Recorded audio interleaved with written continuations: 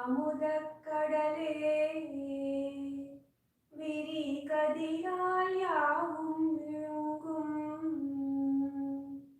அருண கிரி பரமான்மாவே கிளருள பூநன்றாய் விரிபரிதியாக விளங்கு சித்திரமாமித்தெல்லாம் செம்மலையே நின்பாலே உத்திதமாய் நின்றே ஒடுங்கிடுமாய் நித்தியமும் நான் என்றிதயம் நடுத்திடுவையாலும் பேர் தானிதயம் என்றிடுவர் தாம் அகமுகமாரந்த அமலமதி தன்னால் அகமிதுதான் எங்கெழும் என்றாய்ந்தே அகமுருவை நன்கறிந்து முன்னீர் நதி போலும் ஓயுமே உன் கண்ணருணாச்சலனே ஓர் வெளி விடயம் விட்டு விளங்கும் அருணேசா வழியடக்க நிற்கும் மனத்தால் உளமதனில் உன்னை தியானித்து யோகி ஒளி காணும் உன்னில் உயருறும் ஈதுன் உன்னிடத்தில் ஒப்புவித்த உள்ளத்தால் எப்பொழுதும் உன்னை கண்டெல்லாமும் உன்னுருவாய் அந்நியமில் அன்பு செய்யும் அன்னோன் அருணாச்சலாவல்கும் இன்புருவா முன்னிலாழ்ந்தே அருணகிரி ரமணன் ஆரியத்திற்கண்ட அருமறையம் தக்கருத்தேயாகும் அருணாச்சல பஞ்சகமணியை தன் தமிழ் வெண்பாவாய் உலகக் கடித்தானு வந்து அருணாச்சல சிவ அருணாச்சல சிவ அருணாச்சல சிவ அருணாச்சல அருணாச்சல சிவ அருணாச்சல சிவ அருணாச்சல சிவ Arunachal. So, welcome all to Satsang. It's nice to gather together.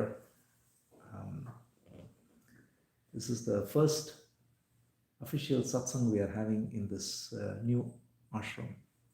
We've had many firsts. Last weekend we met when we had a more of a nice informal interaction, which was the first time we met here. Now we have gathered for a full-fledged satsang, and in reality, as many know, the word satsang is not something very fancy, but just associating with truth. Sat is truth and sang is to associate. So it's nothing mystical, it's nothing even religious in the traditional sense in which the word religion is used, but it's only to rationally look into truth. Because if you are able to look into and realize the truth of everything. See, when we say everything, normally there is 3 large buckets we have, which we cognize, right? One is the apparent individual self, So we think I am here and I have a certain individuality, let's say, right? That's the impression we have, that I am here as a separate self. Then, therefore, I see the world around me. I see people, things, places, events, and the whole planet and the universe, right? All of this is seen as the world around us. And then we speculate on what is the source, which is the creator of all of this. So in Sanskrit, it's normally called as Jiva, Jagat, Ishvara, right? Jiva means the apparent individual, Jagat is the universe, and Ishvara is the source, the creator, the controller. And every religion has grappled with this, every civilization has grappled with this, because this is our experience, that I'm here and there is a world around me and there must be some um, source of all of this. So initially, if you look at even many religions in all parts of the world, they were speculating various personalities in control of natural forces and so on, right? Whether it's ancient Vedic culture or ancient Greek culture, they had different deities for thunderbolt and wind and fire and all the rest. And they were all personified, and it was thought that they have great powers, and they were all seen as independent deities in control of various aspects of nature. And then the individual is seen as a very small piece of matter which is subject to all these forces of nature. This is the impression, or this is the kind of conception many had. But then there was more inquiry into this, and when we inquire into this further as to what is the essence of all these natural forces and what is the essence of what is here as this body and this organism, and whether there is any division in the source. In other words, can there be independent entities which are unrelated, or is there a common source to all of this? Right? This is the question that sets off this inquiry. And even scientific inquiry is based on that. Right? So scientific inquiry also posits that there is a common unifying theory that is explaining all forces of nature. But that only goes to the extent of what is materially observed.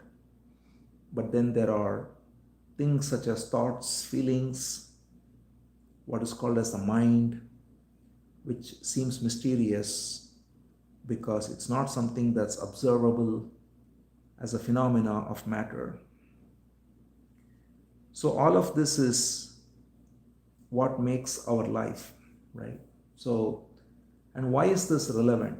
That's something we have to look into, because one can inquire into this out of some kind of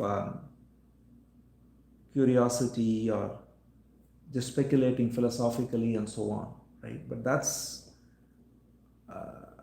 what philosophers do, for instance, many of them, and that's one thing. But that is still not touching the problems of living itself.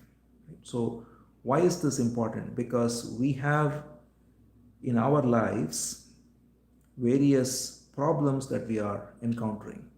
Right? There is, of course, the natural physical problems we encounter, whether it's disease or whether it's natural calamities, right? All of that is there.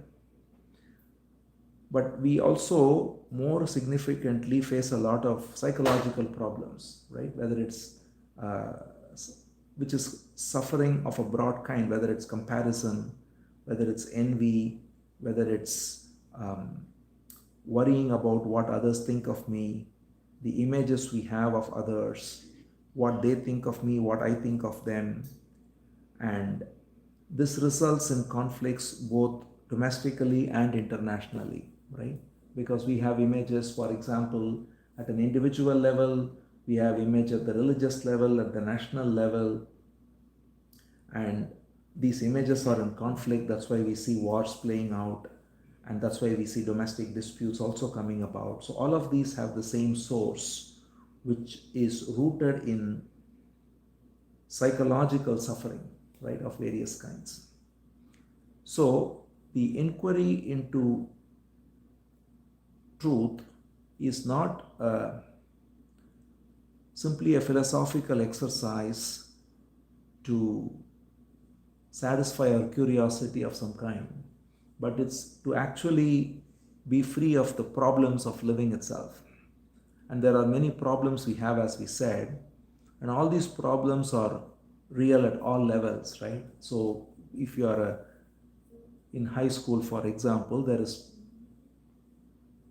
for instance, a lot of peer pressure, right? Sometimes there is comparison with other children, and there is this constant need to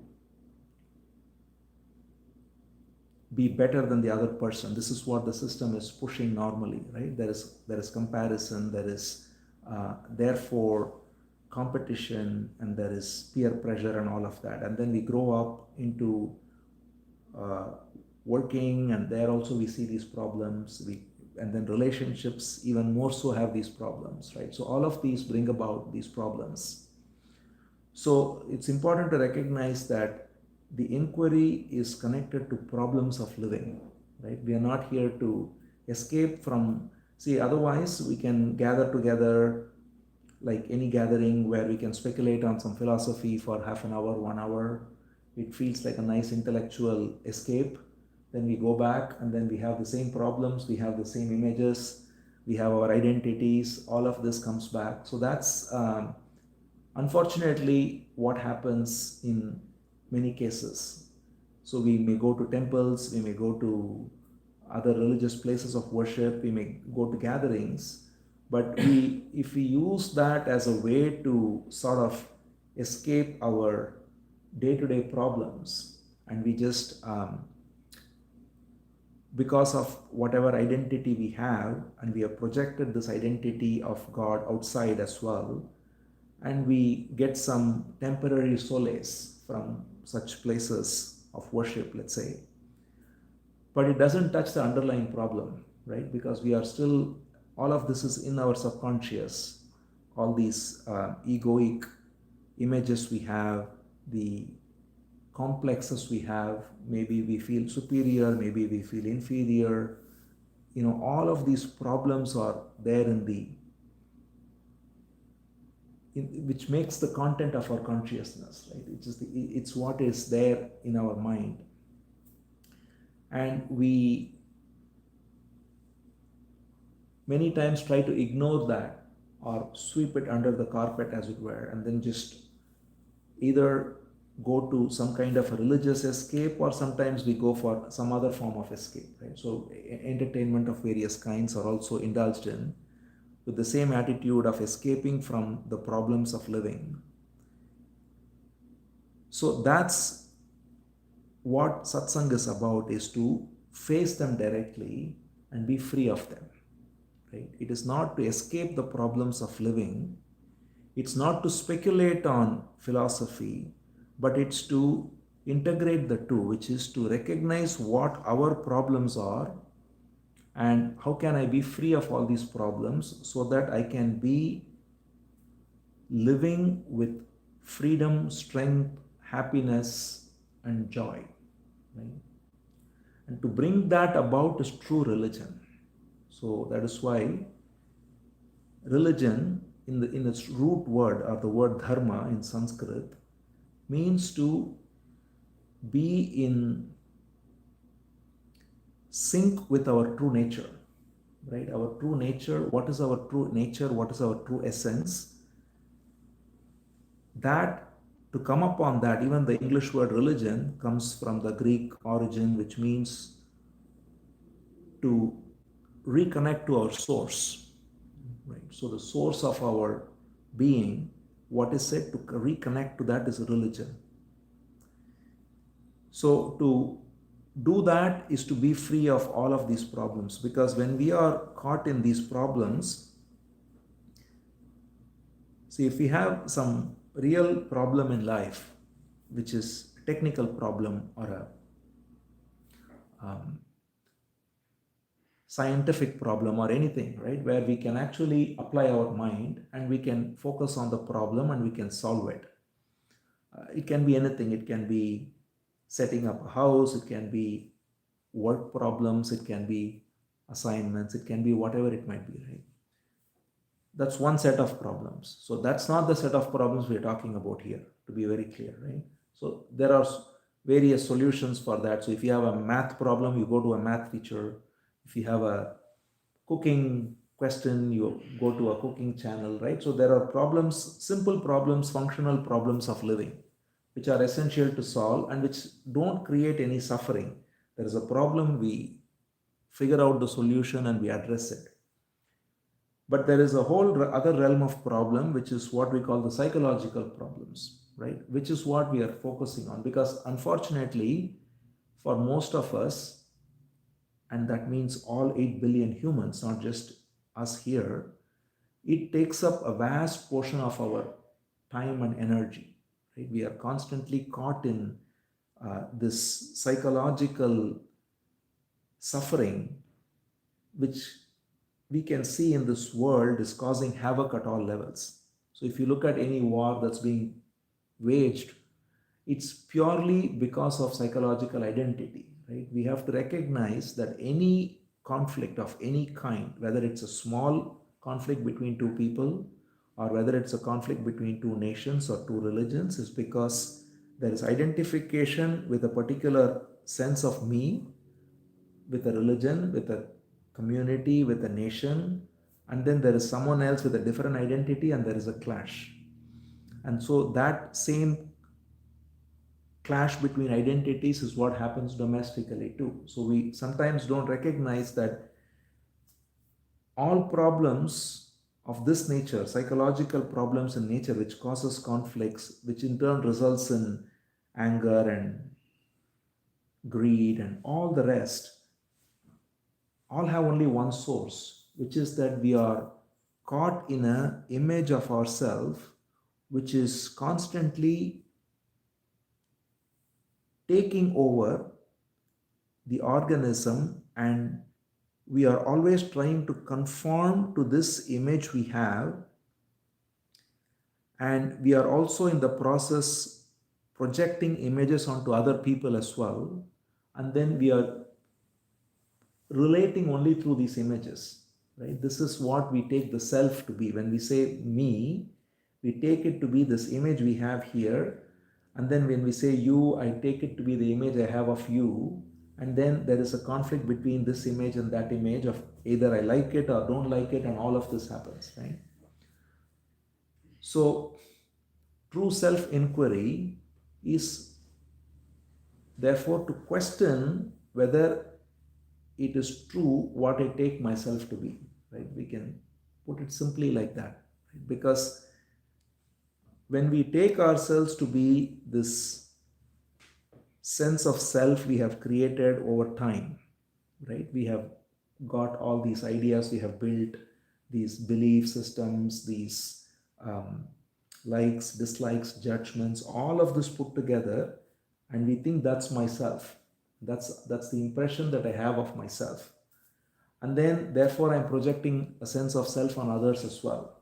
And then this is how I am caught always in various problems. See, it's a very um, such a simple but unfortunately deep and pervasive issue for all of us, right? Because every fear, every desire, every attachment, every conflict is all rooted only in this one thing, which is the wrong idea of myself.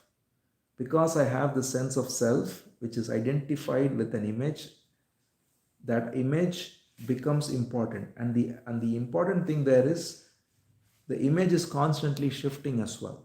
See, when I'm sitting here, there is a particular image maybe, and then when I'm at work, there may be a different image. When I'm at school, there is a different image, right? So there are different images based on the environment, the company, the time of the day, all of this. But what's happening is constantly there is this image which is taking over as the sense of me, and it's constantly shifting from one image to another.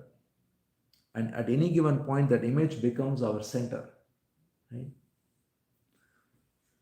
So a center like this, when we say like a ashram, it's really meant to look at the false center. So that is the purpose of a center like this, is that we can gather together and then look at what is it that is truly the center within. We are always imagining ourselves to be this false center which is controlling, experiencing, deciding, judging, liking, disliking, all of that.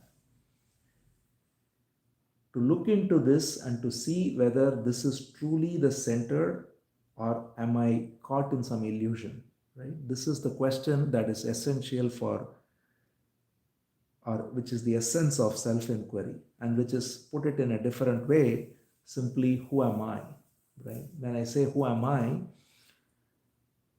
it's the most important question, because this is the one thing we don't examine, right? We always think I am, at any given point, I'm taking myself to be a particular identity, and that identity is just unconsciously doing all the things, right? It's like a program that's running.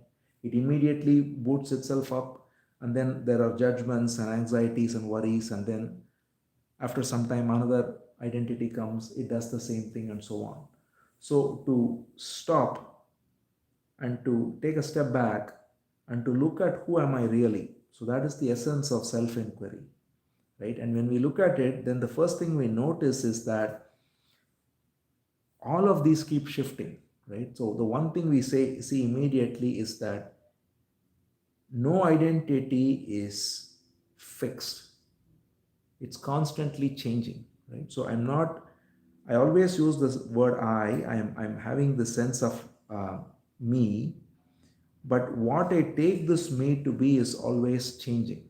There is always different identity at play, and this difference in identity, this change in identity is not even noticed, but because at any given point I believe the narrative of the me and think I am this identity, and that completely takes over the organism.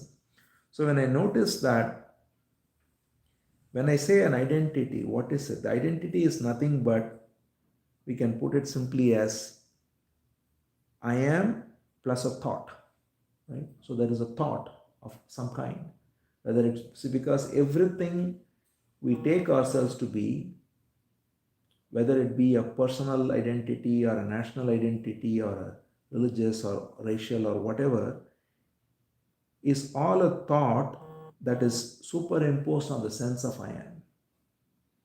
Right? So you can say I am American, or I am Indian, or I am Hindu, or I am Christian, or I am father, or I'm son, or all of this. So any relationship, any um, identity involves two components, right? There is the sense of I am, and there is the adjunct to that.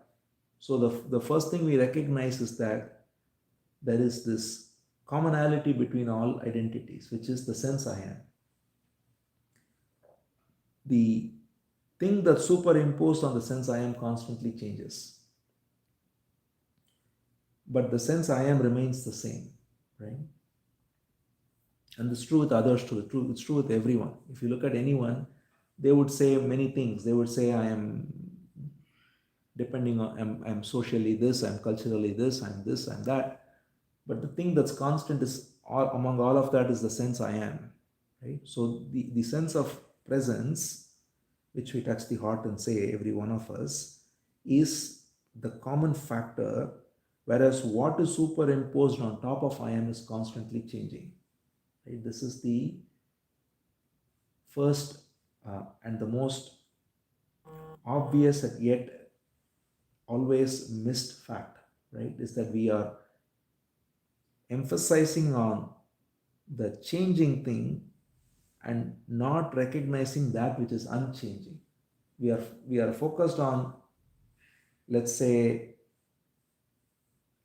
whatever we take, let's say nationality or religions, right? We take that part. We say, if I say I am American or I'm Indian, the American or the Indian becomes important.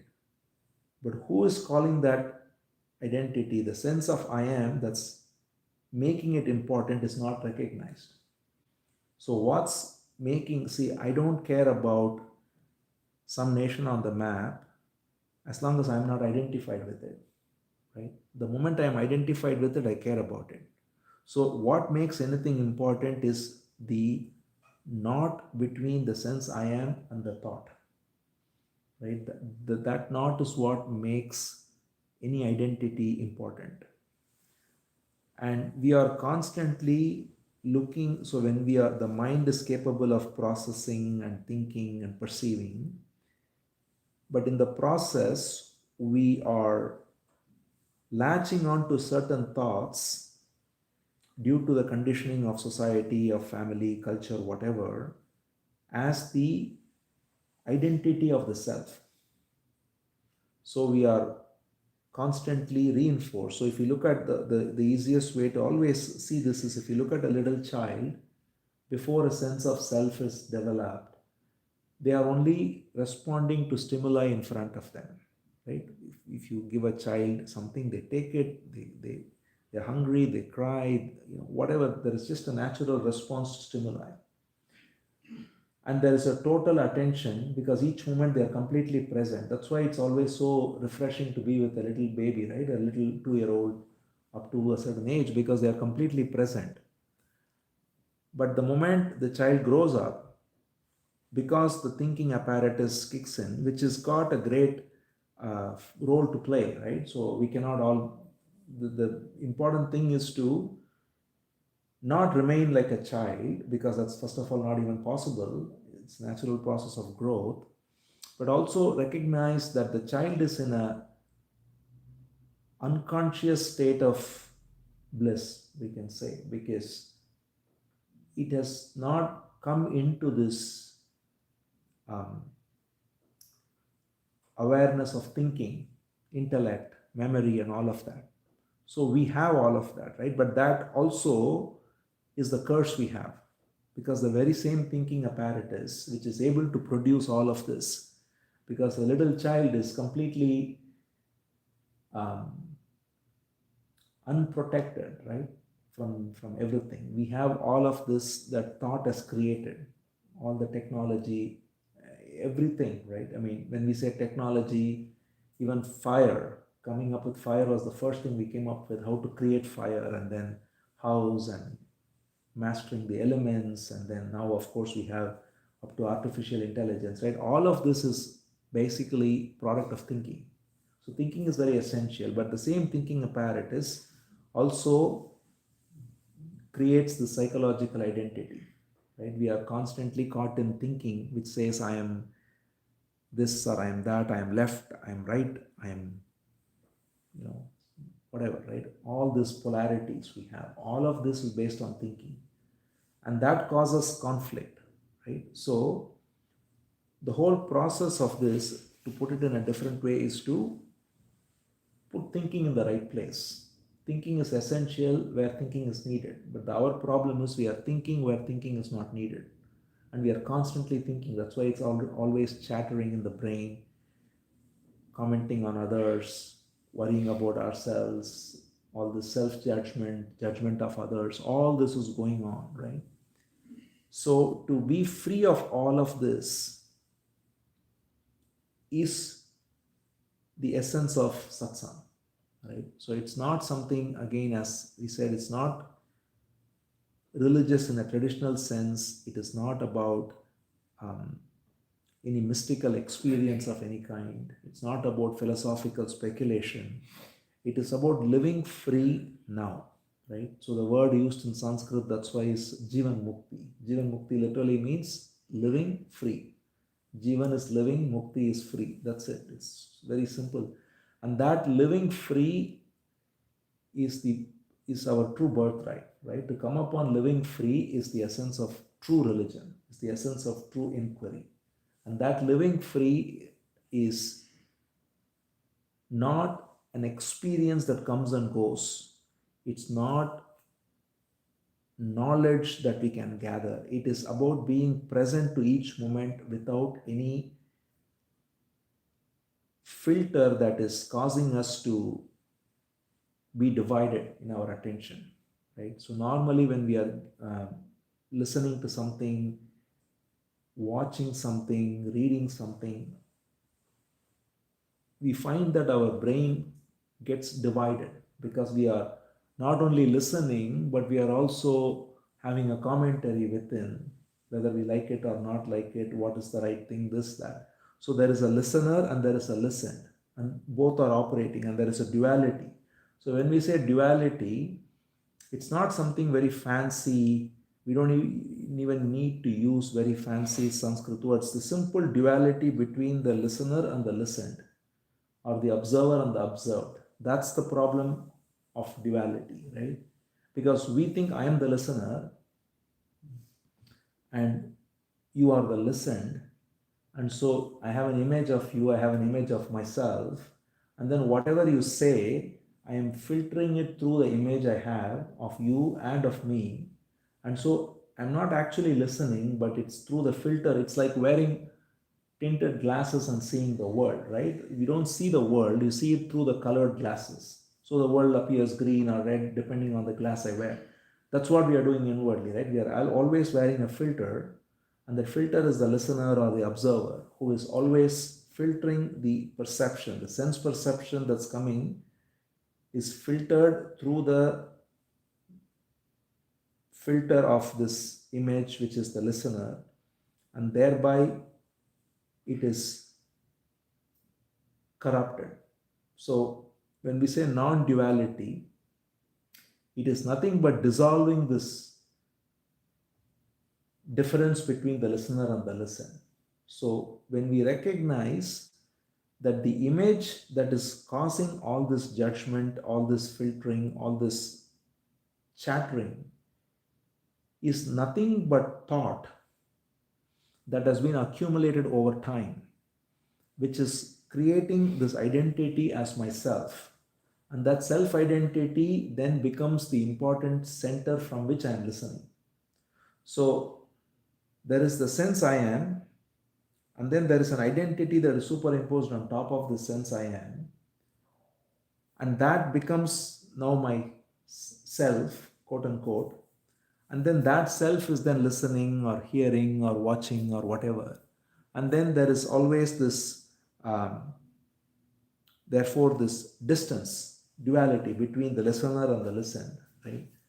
So when we look at self inquiry, all we are looking at is, am I the listener or the observer, or am I prior to the listener and the observer, right? Because the image of the listener or the observer, any image. So when we say listener, it's nothing fancy, right? Like for example, I'm watching the news, right? Let's say I'm identified as whatever it is, left leaning or right leaning. Now I'm watching it through that filter, right? So I'm not just watching the news, I am processing it through the filter that I am left leaning or right leaning. And the same is true with a family, right? I'm talking to my child or parent or partner, beloved, whatever. If I am caught in this image again, where I have an image of this is who I am and this is who he is or she is, then that image is the filter through which I'm listening. Oh, I know that's what they would say, that's what, all of these judgments. And so we don't actually listen, but we listen through this image, right? So this happens at all levels. So that's what, it's nothing very mystical. It's just a simple recognition that the image we have constantly colors what we listen to or what we observe. And we are free of it in many times too, just so it's not very, it's very simple to recognize it. So for example, if you're completely absorbed in something, right? Let's say you enjoy cooking and you're cooking, or you are enjoying doing math and you are doing a math problem, or you're playing sports, right? You would notice that in that moment, there is only the doing. There is no division between the doer and the action. There is no identity, that there is no separation.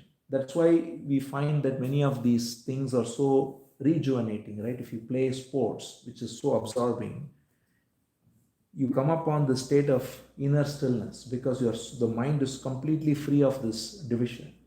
You are cooking, you are doing something, but later what happens is, because it's unconsciously coming and going, later the mind will come back and take ownership of that and say, oh, I was very good at cooking, or I was very good at sports, or whatever it is.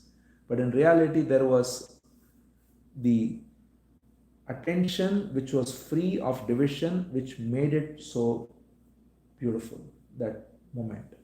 But when the attention again gets divided, then it becomes a source of chatter and worry and all of that. Right? So that's just to recognize that this is not a mystical state. It's something it comes and goes, but we are not aware of it because we habitually get caught in this sense of self. And that habitual identification with the self takes ownership of even those moments of freedom from the self.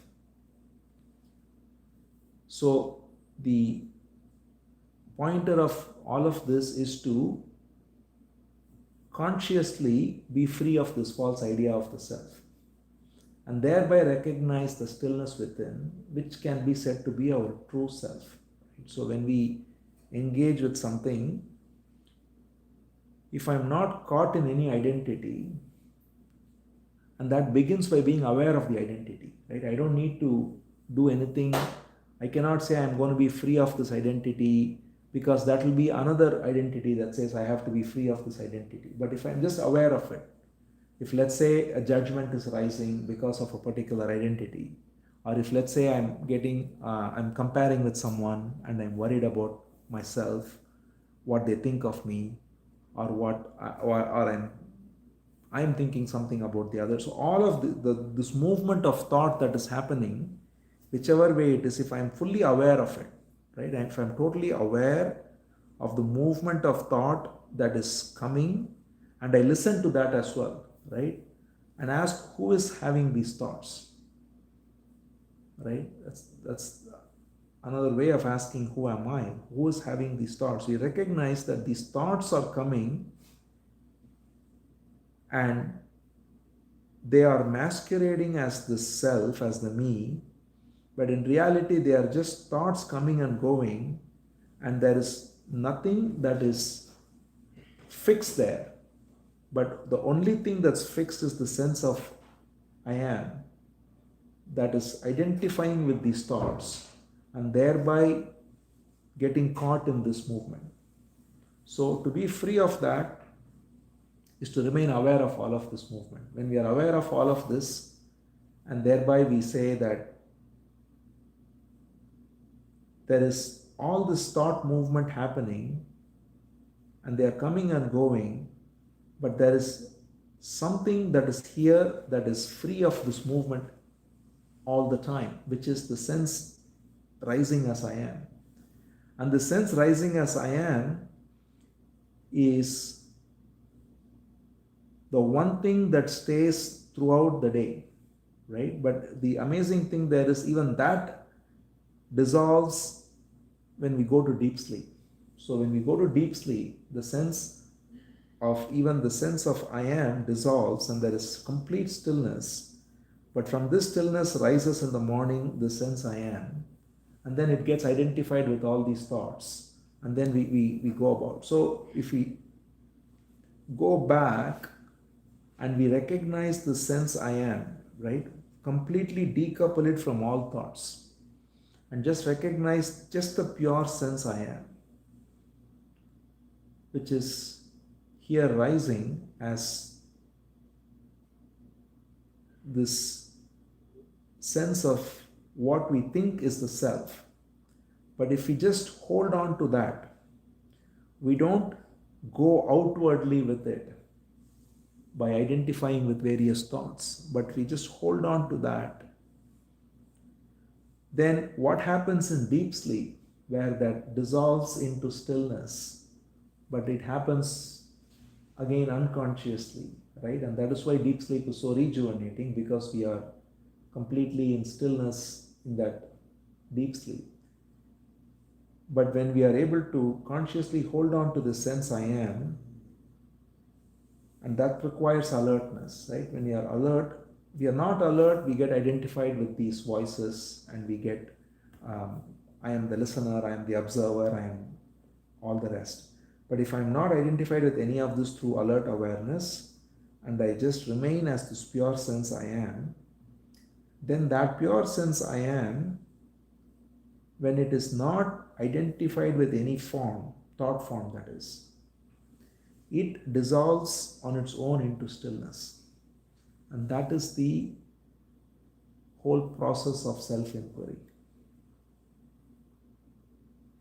So the verse that was sung, right, the third verse of Arunachala Pancharatnam, it's exactly what, this is what it points to. So what Ramana Maharshi says there is, Ahamiti kuta ayatiti anvishyantah pravishtaya at yamaladhiya avagamya swamrupam shamyat arunachalat tvayi nadivabdham.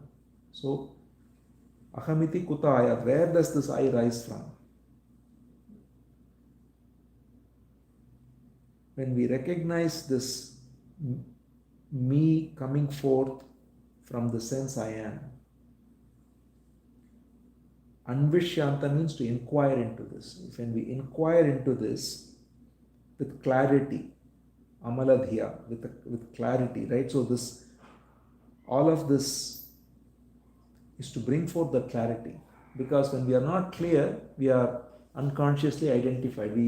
People will be so identified with their ideology, with their politics, with their whatever their identity is, right? Clarity means to recognize that all of this is just not me, it's just coming and going. And then when there is the clarity with which I sift and remove all these coming and going identities and just recognize the pure sense of I am, and then abide in that sense of I am, then he says that it, just as a river dissolves into the ocean, the sense of I am dissolves into the stillness of being itself.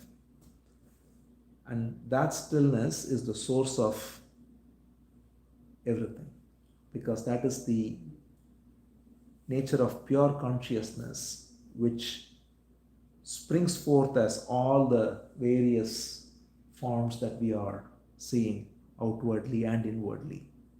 So when we talked about inquiry, so scientific inquiry, for example, is looking at outer forms and looking at what explains it, which is various energies, so on and so forth.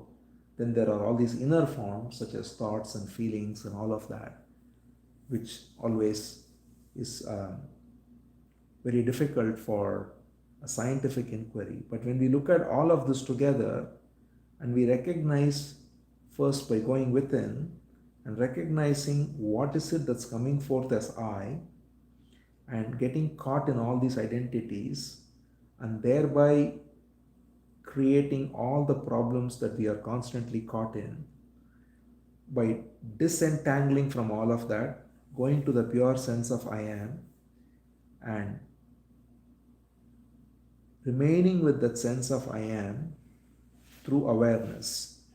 So it requires moment to moment awareness, because if we are not aware, then again we'll branch out into some identity, right? So to remain aware is to not get caught in any identity, but anytime an identity rises, recognize who is having this thought. That's the way to be alert and say who is having this thought, who is judging, who is liking. If we recognize, if we ask this question, if we put it in any way, we will recognize that it's another thought. It's the listener, which is a thought, which is judging the listened, right? And so on. So when we recognize by this alert inquiry and not get caught in the identity of the me, which is only a thought, then we remain with the pure sense of I am. And that sense of I am, when it dissolves, there is stillness and there is peace. So that's the whole process of self-inquiry, which was especially revealed by Ramana Maharshi. And it's a very, see, that's why it's simple but not easy, right? It's not easy because we are conditioned to go out constantly. We are always, we want to go outwardly, and and we are identified with some thought form or the other, right? Everybody loves that. But but the simple point is to recognize that all of this is only causing conflict. So can I remain without identifying with anything by just being aware? And when I'm aware of all this rising, and in that awareness I'm not caught in these dualities, then there is the sense I am, which alone remains. And because the sense I am the sense I am can only do two things. It can either go outwardly and identify with thoughts, which is what predominantly happens, or it dissolves into the stillness of being.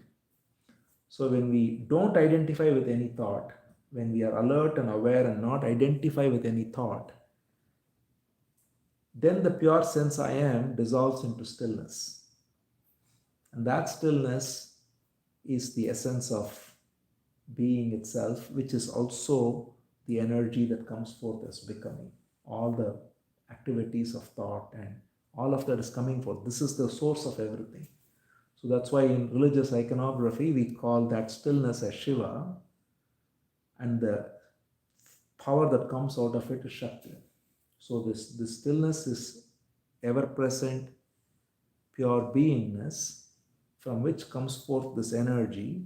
So the Shakti comes forth as I am, and when it is caught in this illusion of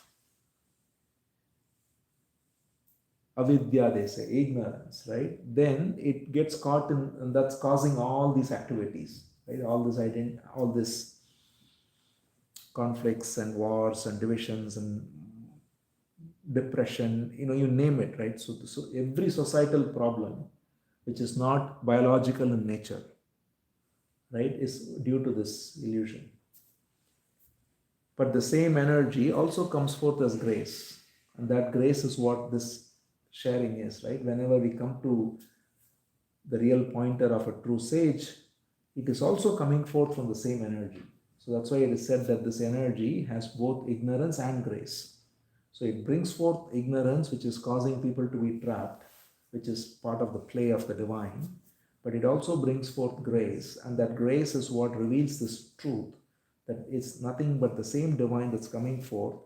So when we recognize this, and we therefore remain through that alert awareness, not identified with any thought, and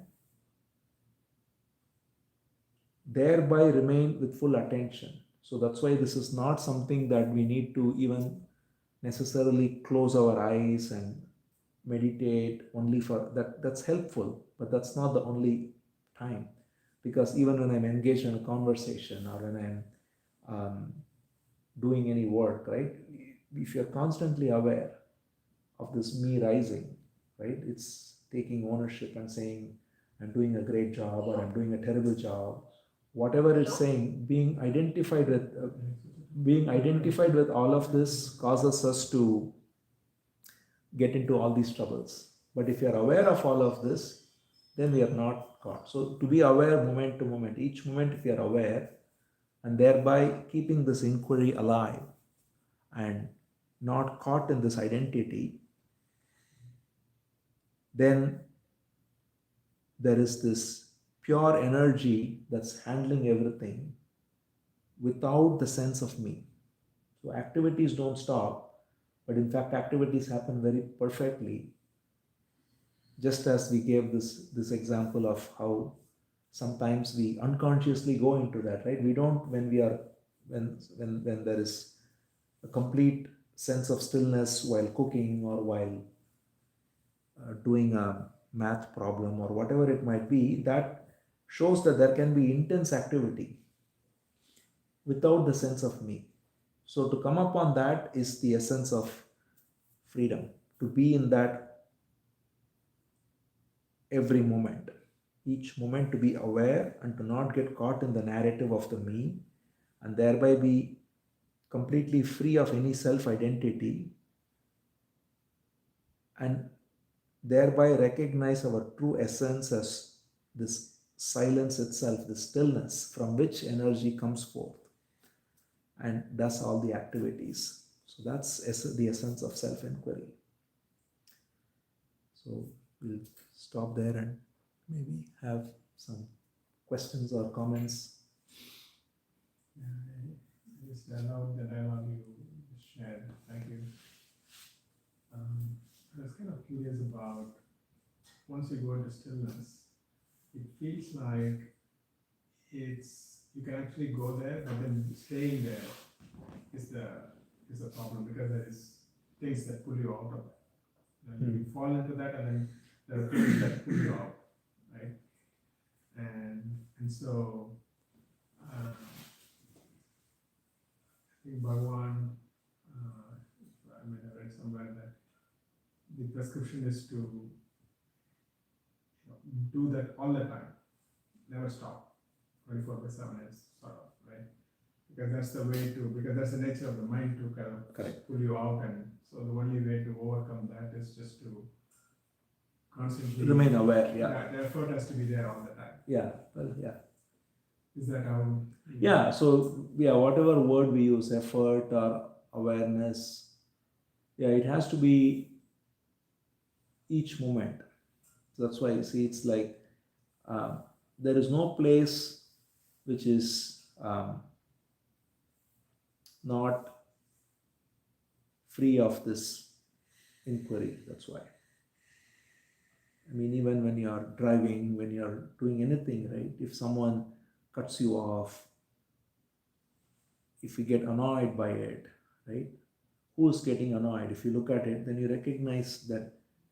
See, there is the reason we resist activities, even small or big, is because of the sense of identification with some image which wants something.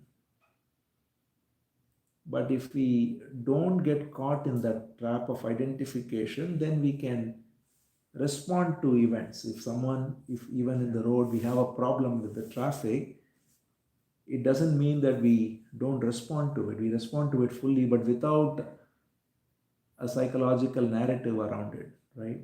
So that is possible when we are aware. So yes, so that's why every time it rises, we have to be aware. See, the other important thing is that to recognize that we don't go into stillness, right? So it's even the language we use sometimes is we say we go into stillness and then we come out. There is no we there. The me rises only when this identity rises. When the identity subsides, the stillness is free of identity. So it's not like I am going to stillness. It is either I am there or stillness is there. So when the I am is rising, the stillness is blocked by it. I am getting caught in this and that. The moment I inquire and thereby be free of this, then there is stillness. That state we talk about stillness, is that the same as Satchit Ananda? Yeah. And there is a bliss also that comes Yes. with Ananda. Yes. That comes with it. Yeah. It's the same. Yeah. Okay. See, the word is, so we say, that's why we said we started with the word satsang, right? So sat is true. That's where the sat comes from. Sat means that which is. And that which is when we look at the nature of what is, and we, through this inquiry, go to the source, then it's free of all this content. And that's pure chit, pure consciousness. And it is because free of all conflict. See, when you are still, when the mind is still, again, the mind, it's very important to recognize that the mind being still does not mean the mind is not active, right? It can be very active, but be still. And when you're still, then that stillness, which is totally free of any conflict, right? Then there is no suffering of any kind. So that is Ananda, because there is peace. Peace is another word for Ananda, which is true joy. And it's also joy, because then there is lightness, there is joy, everything comes together.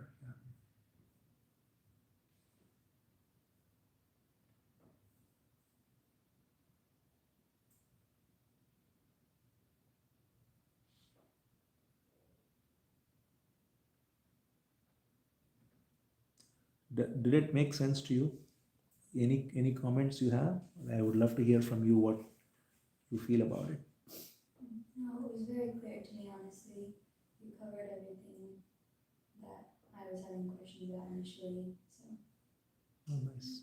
It's super, right? A high schooler can understand Yeah. all of it. What grade are you? 11th. What a powerful teaching at that. That's why it's very it's a well, it's simple. That's why, because there is nothing, you don't need to do any process. You just very rational. But at the same time, it does require um, us to be alert and aware. That's all. Is it easily understandable by all high schoolers at this stage? Is it extraordinary, something that she could understand it, but somebody else cannot understand it? Because the life will be so easy for them if they can only understand it at that age. Right. Very gifted. Did it feel complex to you at all, or was it? How did you feel about it? Is it something new? well, it's also something that I've heard a lot because of an auntie and my mom. So it wasn't exactly a new concept. So she's a little exposed to all of this. There is that. Osmosis. Osmosis is there. That's right. She knows the vocabulary, terminologies. But it's relatable to you, right? Like you are. I mean, the more important thing is, for example, you see these problems manifest in high schools, right? Like I know myself, my friend's high school daughter had depression, right? And all of, or other problems like that, right? So it's not something that's abstract, it's real. And these problems are because of what we think, we are worried about what they think of me, or I'm thinking of them. And yeah, so it's the simple expression of it is like, manifesting the inherent strength within. That's all, right? Everybody has a unique strength. You have a unique strength. I have a unique strength. Everybody here has a unique strength. And that unique strength is, we can say, divine, because it is coming forth spontaneously, right? Everything that comes up. And of course, we there is training and whatever we do, but all of that is also happening through this energy, right? So we have various talents and whatever to bring it out without any energy being wasted, right? In worrying about others, in worrying about anything else, right? Just being your best. That's all. It's put it simply, that's all there is to it. Being your best and celebrating the best of others too.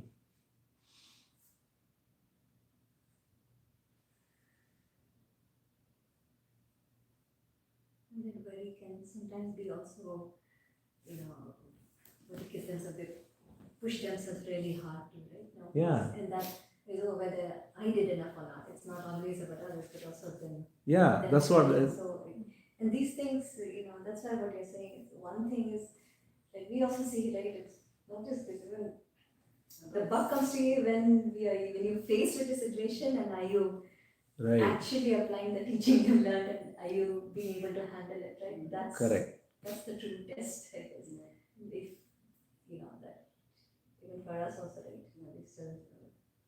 David was telling me about a conversation he had with a friend where, so David used to play a lot of soccer, and how when you play any sport and gymnastics too, you're in the moment, right? Like you have to be in the moment, you cannot Yes. be away from it. And so, but if you can go back and see what caused you to be in the moment, right? Where you're just there, just responding, right? And so then it's easy to understand this teaching, right? Because you have done it, you may not reflect on it that way, but being in the moment and just being completely, right, giving it full attention happens automatically when you're really interested, you're curious about something. Yeah, I play pickleball, and so well, this morning I played, and the interesting thing is, every time you are in the moment, like if you made a great shot, and if you think go back to that shot, and you were totally in the moment, and then you find whenever you made mistakes, there was a thought in the head that was not related. Yeah. So that's why you mess it up. It's very clear, very clear. Night and day, white and black. That's right. And that's true, Yeah. every moment in your life. Every too. moment. Yeah, is so every right. moment. Yeah. See, you take any issue, exactly, right? Like if you are caught in an argument which becomes emotional, that's because you are caught in an image. If you are caught in any kind of conflict, that's because you are caught in an image of some kind. The moment you are aware of it, who is getting upset, who is getting aware, and just remain aware of this and not get caught in that narrative, then it dissolves. There is no conflict anymore. There is no emotional charge to it. Even if there is a situation that you have to handle, which is challenging, Yeah. you can handle it, but there is no emotional charge to it anymore. And because ultimately the identity comes from thoughts or feelings, Feelings, emotions, yes. and those are also transient. Correct. And so they, if you go back to the self, then you are not holding on to those transient images. Right. You are kind of going back to the source. Right. Yeah, the again, that's why the important thing is, see, when we are aware of this, that's the beauty of this, right? Is that when we are aware of who is having this conflict, who's having this emotion, feeling, whatever, that is enough, right? Because we don't have to go to anything ourselves. Like there is no going. That's why, of course, language is always imperfect. We can never say it, precisely with words. See, because words are always the common shared thing we can talk about, right? But this is that which is not in the realm of sharing through words ultimately. But when you recognize the pointer and you see that if I am simply aware of what's causing these conflicts, and just that very awareness removes that knot, right? There is a tight knot between the sense of I am and an identity. When that knot is removed, that's enough. We don't have to do anything. See, that's the reason why, for instance, even in many works in Ulladinarpada, Ramana Maharshi says, don't try to hold on to, like there are some who say, hold on to a thought, I am Brahman or something, but that's still a thought, right? There is still an identity involved in that. But the true inquiry is to not hold on to any thought, any movement. Just you separate the thought from the sense I am by the inquiry of who is having this thought. Then there is only this presence, right, which is stillness. That's all. So when we suffer, let's say we have a narrative and we have an argument. So you are saying don't have to postmortem and analyze it. Yeah, see, while you are having the argument, right, if you are aware, that's enough, right? See. We are not aware. We are Well, the sooner you are aware, the better, that's all. See, it's not a question of, the moment you are caught in an emotional argument only when you are not aware. Just like he said, you are making mistakes only when you are not aware, right? Whether it's in pickleball or in relationships, it's the same thing ultimately. So, stepping out of this comes only through awareness. So, in that sense, I mean, you could reflect upon what you did and you could recognize the pattern that caused you to go into that emotional charge, and that's helpful. There's nothing wrong with that. But the sooner you see, that's why true inquiry is to catch it as it rises, the moment it rises, right?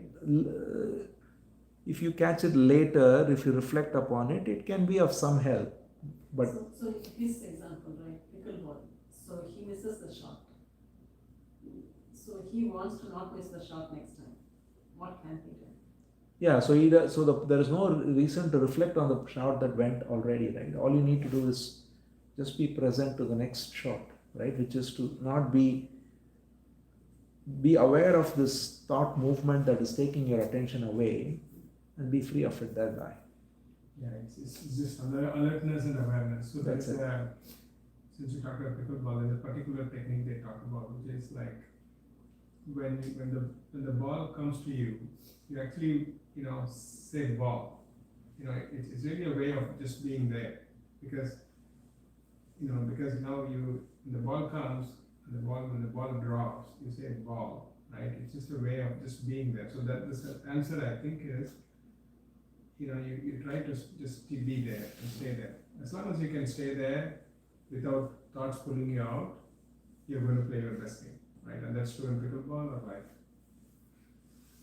We were discussing last week, right? Like a lot of famous sportsmen, right? Even in cricket, they sing song, like Virendra Sehwag, right? Like before he's batting, he's actually singing song. Oh, really? right. Okay. Yeah. What's the To be The present. idea is like not to get lost in your thoughts, Oh, I see. Got it. Yeah, to be present. to be present. Even like that guy Glenn McGrath, right? He's singing song when he's it's very weird. I know we talked about it last week, and there is a better way to be aware, but this is just a way that they are choosing to not get lost, right? Yeah.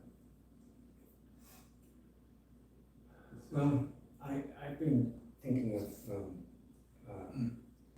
the evolution of consciousness in certain ways. That ask yourself, who is it that had started to tell us that we should collect things, that we've got to keep those in there because our understanding grows with the accumulation of those things, which really is probably not the case. We're actually cluttering up the way we perceive, Right. because of all the stuff that we have tried to keep alive inside, which we should dispense with, because each moment is going to be a different perception.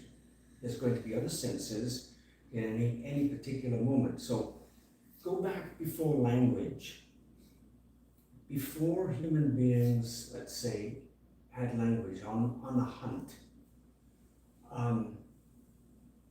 there was no way of telling anybody what to do. You couldn't say, I saw the antelope behind. There was no way of informing. And so each person had to perceive individually. It was where you, from your perspective, you could only collect those senses from your particular position in the tribal movement to observe.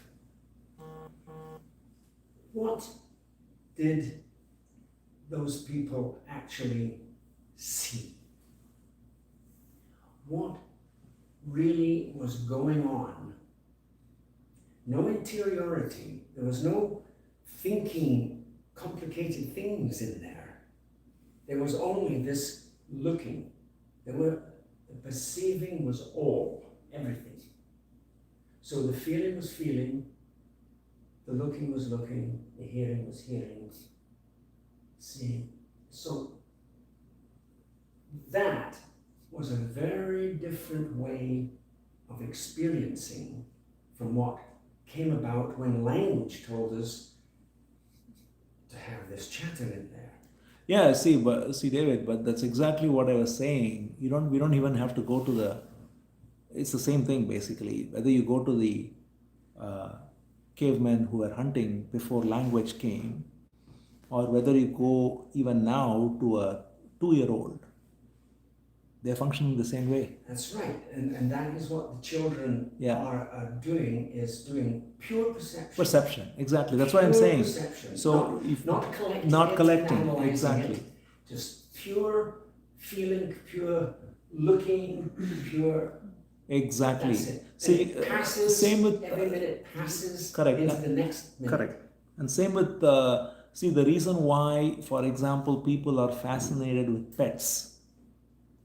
It's the same reason, right? See, if you look at a dog or a cat, more a cat than a dog, I would say, but they are doing exactly what you just said: perceiving, responding, right?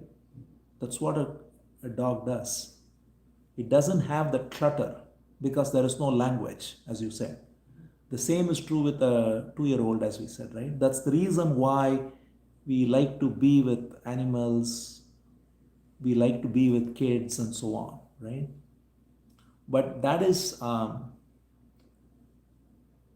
not something, see, that is what you would call an unconscious state of presence, right? Because they have no, unconscious may not be the right word. I don't know what the right word is, but the point there is pre-thinking.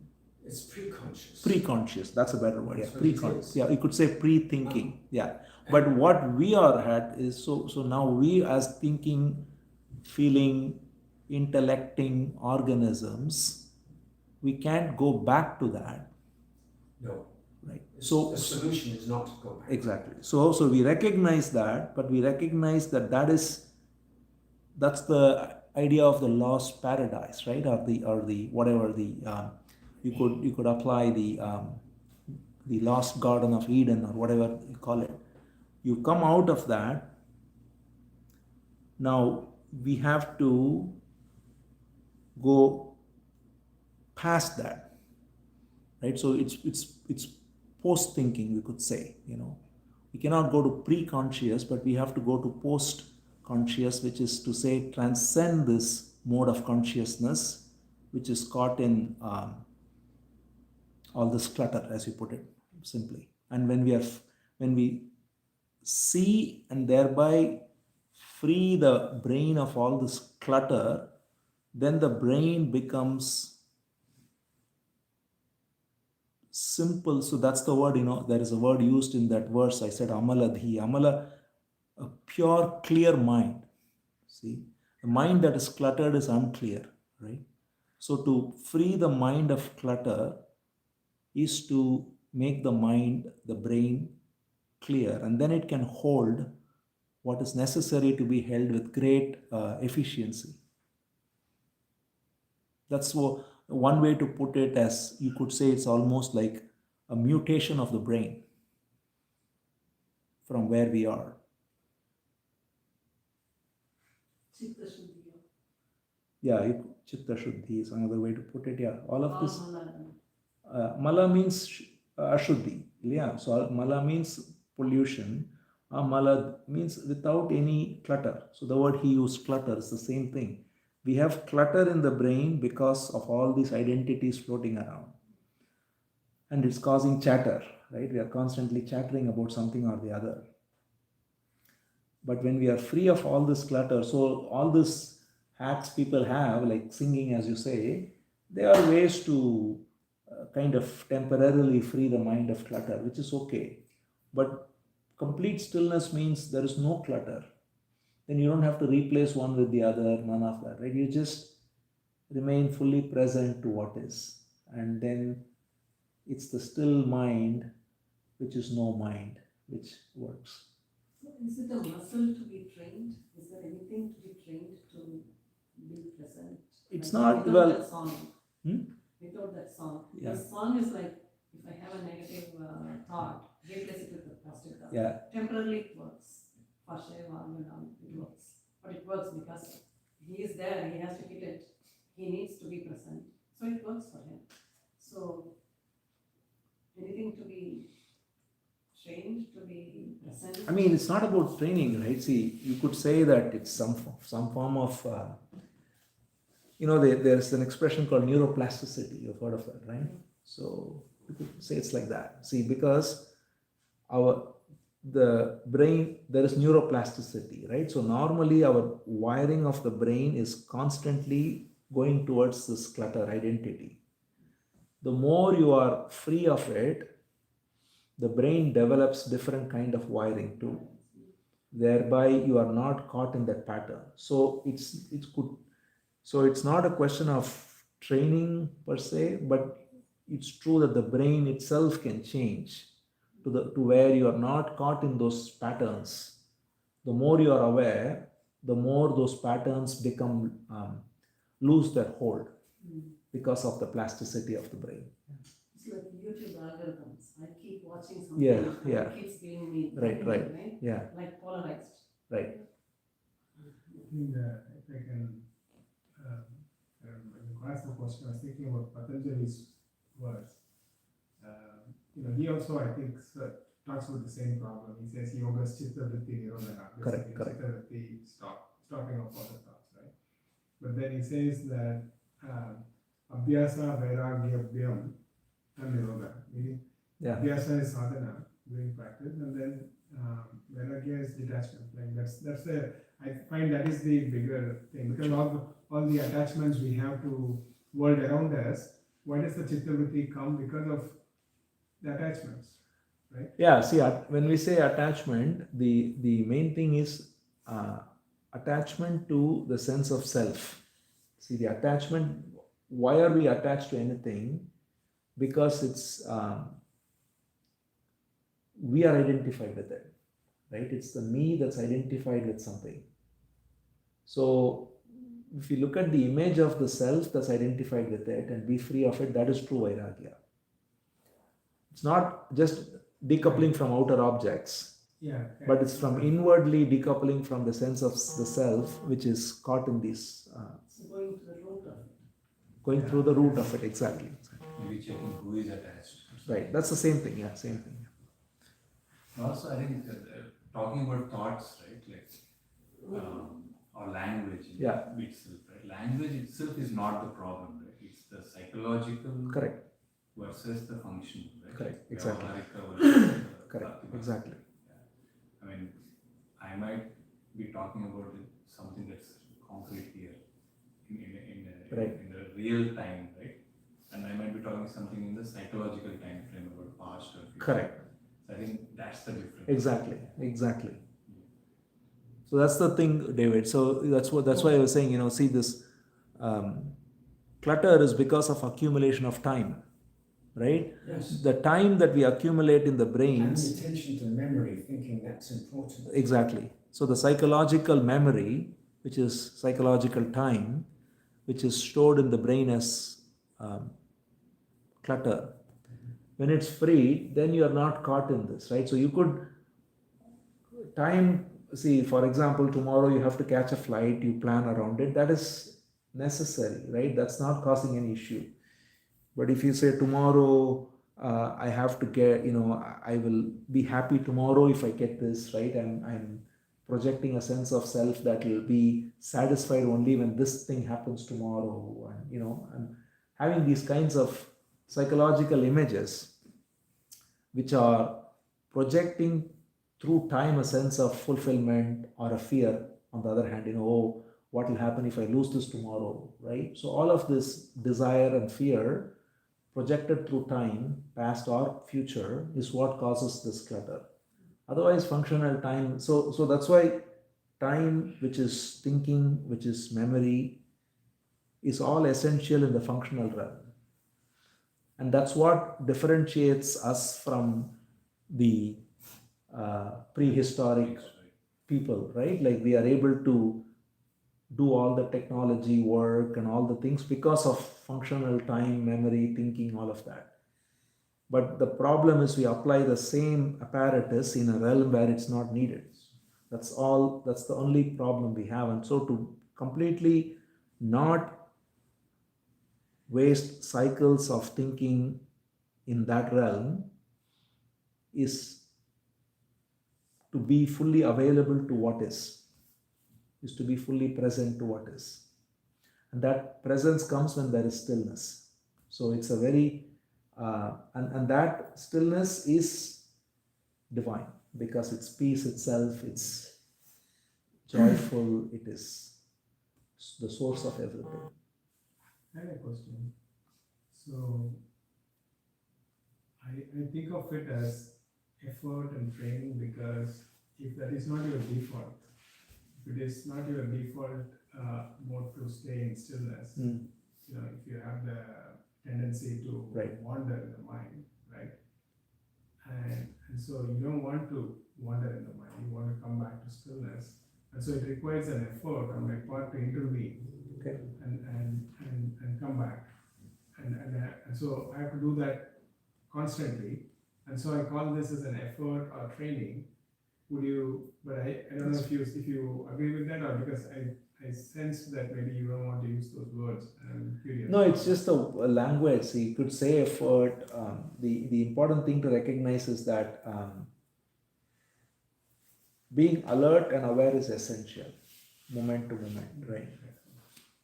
But the reason sometimes we use these words and that can actually also cause confusion is because it's not effort in the sense of gaining anything new, right? See, when we are putting effort in the outer realm, it always involves time and energy and distance, right? So I'm making an effort to, let's say, learn a particular skill. I don't have the skill today. I put in effort, I get the skill 1 year from now or whenever.